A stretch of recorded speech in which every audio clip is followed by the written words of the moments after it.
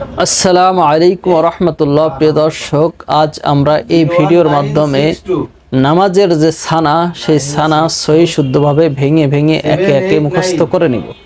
তাই গুরুত্বপূর্ণ এই ভিডিওর ভিতরে কেউ অমনোযোগী হবেন না। পুরো ভিডিও জুড়ে আমি রয়েছি আপনাদের সঙ্গে সোহান হায়দার। আপনারা দেখছেন আলোর তরী। প্রিয় দর্শক, নামাজের ভিতরে কোন সানা পাঠ করতে হয়, কখন পাঠ করতে হয় এবং জানাজার নামাজে কোন সানা পাঠ করতে হয়, কখন পাঠ করতে হয়, আমার অনেক মুসলমান ভাই এবং বোনেরা জানে না। এমনকি অনেক ভাই বোনেরা রয়েছে যারা কিনা 5 ওয়াক্ত নামাজ আদায় করে কিন্তু সানা জানে না, সানা পাঠ করতে পারে না, পারলেও সহি শুদ্ধভাবে হয় না। তো তাদের জন্য আজ এই ভিডিওটি। তো চলুন আমরা আর কথা না বাড়িয়ে সেই সানা সহি শুদ্ধভাবে মুখস্থ করে নিই। সকলে আমার সঙ্গে সঙ্গে পাঠ করবেন এবং মুখস্থ করে নেওয়ার চেষ্টা করবেন। সানা সুবহানাকাল্লাহুম্মা ওয়াবিহামদিকা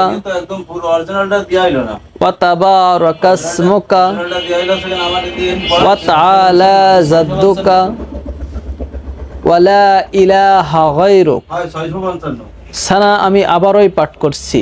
সুবহানাকাল্লাহুম্মা ওয়াবিহামদিকা ওয়া তাবারাকাসমুকা ওয়া তাআলা জাদ্দুকা ওয়া লা ইলাহা গায়রুক। এটি হচ্ছে নামাজের সানা।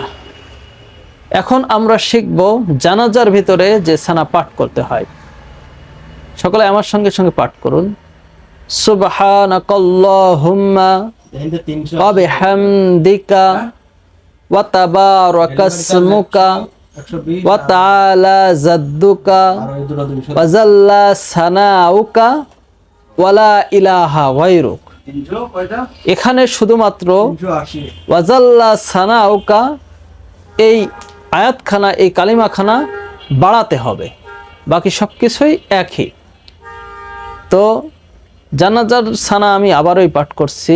সুবহানাকাল্লাহুম্মা ওয়া বিহামদিকা ওয়া তাবারাকাসমুকা ওয়া তাআলা জাদ্দুকা ওয়া জাল্লা সানাউকা ওয়া লা ইলাহা গায়রুক। এটি হচ্ছে জানাজার সানা। তো এই জানাজার সানা কখন পাঠ করতে হয়? এই জানাজার সানা পাঠ করতে হবে যখন ইমাম সাহেব তাকবীরে তাহরিমা বলে বুকে হাত বাঁধবে, হাত বাঁধার পর এই সানা পাঠ করতে হবে। তো এটি হচ্ছে জানাজার ভিতরে সানার আমল। এখন আমরা জেনে নিব নামাজের ভিতর সানার আমল কোথায় করতে হবে। তো নামাজের ভিতরে সানার আমল করতে হবে তাকবীরে তাহরিমা বাঁধার পর, বুকে হাত বাঁধার পর সূরা ফাতিহার পূর্বে এই সানা পাঠ করতে হবে।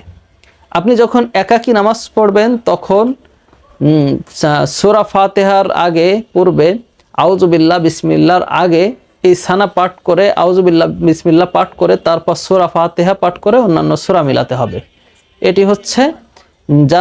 এটি হচ্ছে সাধারণ নামাজের ভিতরে সানা পাঠের নিয়ম।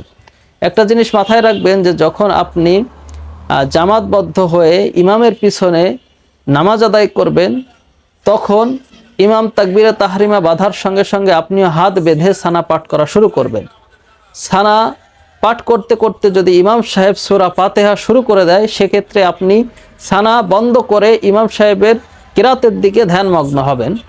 সেক্ষেত্রে আপনার পুরো সানা পাঠ করার প্রয়োজন পড়বে না। আপনি যদি সময় পান তাহলে পুরো সানা পাঠ করবেন, আর যদি সময় না পান তাহলে যতটুকু সময় পাবেন ততটুকুই সানা পাঠ করবেন। তো এই ছিল সানার আমল। তো আমরা সানার আমল সেটা হচ্ছে নামাজের ভিতরে তাকবীরে তাহরিমা বলার পর আমরা এই সানা পাঠ করব এবং জানাজার নামাজেও তাকবীরে তাহরিমা বাঁধার পর আমরা এই সানা পাঠ করব। তো প্রিয় দর্শক, সকলেই পরিপূর্ণ সহি শুদ্ধভাবে এই সানার আমল করবেন। সকলেই ভালো থাকবেন, সুস্থ থাকবেন। যারা এখনও পর্যন্ত এই ভিডিওটি শেয়ার করেন নাই তারা এখনই ক্লিক করে শেয়ার করুন, এবং যারা আমাদের এই ছোট্ট আলোর তরী চ্যানেলের সদস্য হন নাই তারা অবশ্যই আমাদের এই চ্যানেলটি সাবস্ক্রাইব করে এখনই সদস্য হয়ে যান।